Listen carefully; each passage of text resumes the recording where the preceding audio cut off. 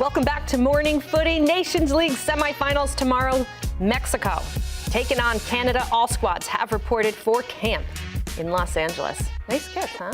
Fire. Always. Don't Fire. those. Need one Always. of those in a medium to large, depending on what I had this morning for breakfast. Medium to large? You talking about a schmedium, bro. Nigerian sizes over there, man. Come on, bro. In manager Javier Aguirre's squad, Raul, Gimenez, and Santi Jimenez highlighting that front line. And in the emerging goalkeeper pool, no Memo Ochoa. Let's hear now from the Mexican manager. El Mundial va a ser en México. ¿Tú sabes lo que es eso? Se matan por jugar por su país en México. Es que es eso, no ver el árbol, ver el bosque. El Mundial va a ser en México algo histórico. Muchos de ellos no van a jugar ese, y es en tu país, no lo van a aprovechar. Y en eso estamos metiéndoles esa idea. I want to talk to you about the squad itself. How much has Javier Aguirre changed things, Felipe, with this Nations League roster? Well, it's a great question because I don't think when you look at the names on the sheet, you might say you might recognize a lot of people. It's not like he has come in and just transformed and rehauled the roster. There's a lot of players that you're going to recognize from the 2022 World Cup, a lot of players that have been part of the last few qualifying processes. And I think the difference, though, what Javier Aguirre is trying to do here, and you saw it at the end of that press conference, I was there yesterday, he was really trying to shift the message away from the pressure and the Kings of CONCACAF and sort of the past to what the team has to do now, and that's focus on the identity and having pride for playing for Mexico, and the lack of intensity that's been part of the past is something that he's trying to fix. So that's why he was so adamant about the players really being motivated to wear the shirt again. And I think that's been the change. It's been more psychological than anything. Felipe, my man, good to see you again. Miss our scoreline days, morning footy days, every days, but it's good to have you back. You know, Likewise. It's CONCACAF Nations League, brother. Good to see you. I got to ask you this because it's burning on my mind. Mexico hasn't been good. Disappointing Gold Cup. They've looked missing in action in this CONCACAF Nations League since it started. So with the World Cup coming, how crucial is it for them to maybe wrestle away that grip and vice hold the U.S. men's national team has had on this region in the last 3 to 4 years? Well, I think that's something that Garrett talks about. You know, again, he knows that just like Pochettino and Jesse Marsch, like they know that the 2026 World Cup is everything for them. That's where they're going to be measured. That's where their legacies will be established. Even for Javier Aguirre, who's been this is his third stint with the Mexican national team. So I think that's one part of it. Other than that, you know, Mexico right now, you know, they're trying to change a couple things.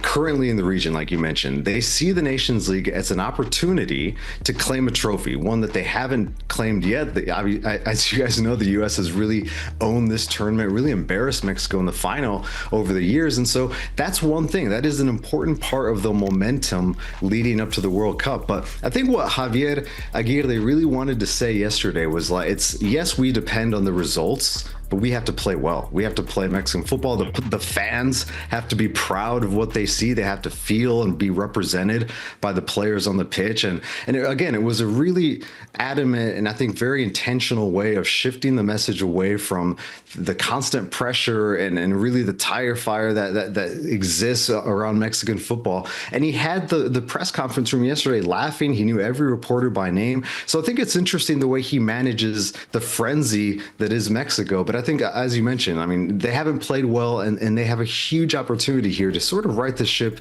and reclaim some glory in CONCACAF.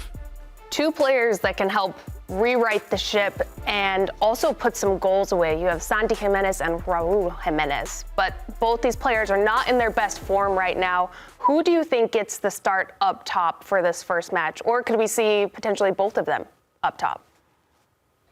All right, well, let's start with what the manager said yesterday. He was asked this question. Obviously, this is a big topic in Mexico. It's all over the papers, and it's just a fun debate. You know, they finally feel like they have two really good strikers.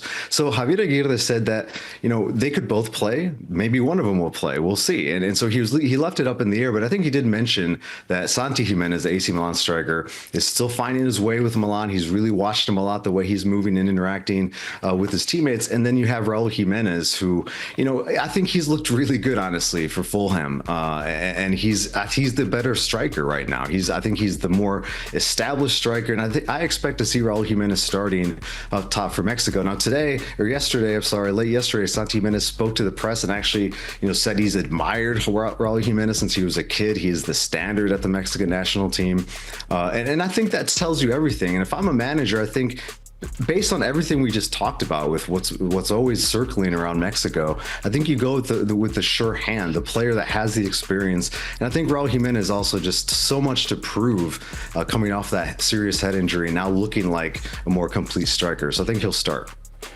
That's awesome insight, like always from you, Felipe, but I want to know what you think about all this. We've talked about what the manager thinks, what the players are expected to do, and then, of course, what the fans are expecting this team to do.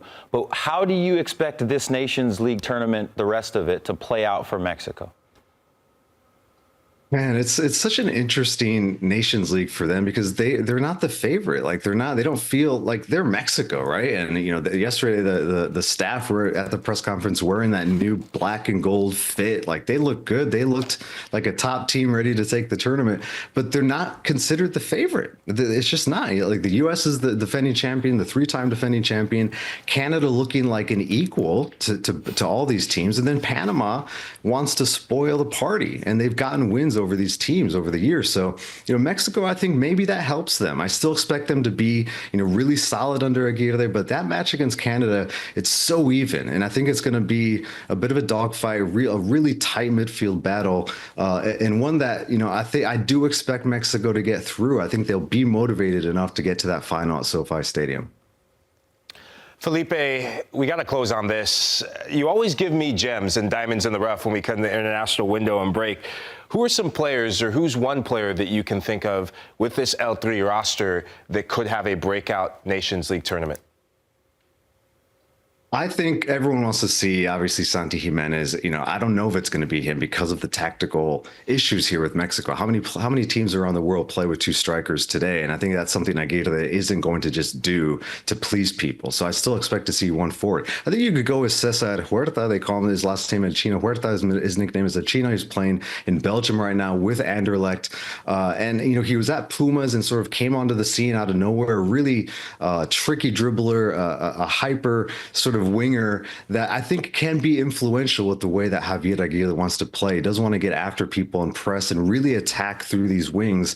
And that he's a player that I think can do it. He is sort of coming up among the starting 11 as a player that I think you'll start to see more often in that starting 11 for Mexico moving forward. Felipe, thank you so much. Before we let you go, I want a one-word answer. What's a better final should the U.S. make it? U.S.-Canada, U.S.-Mexico?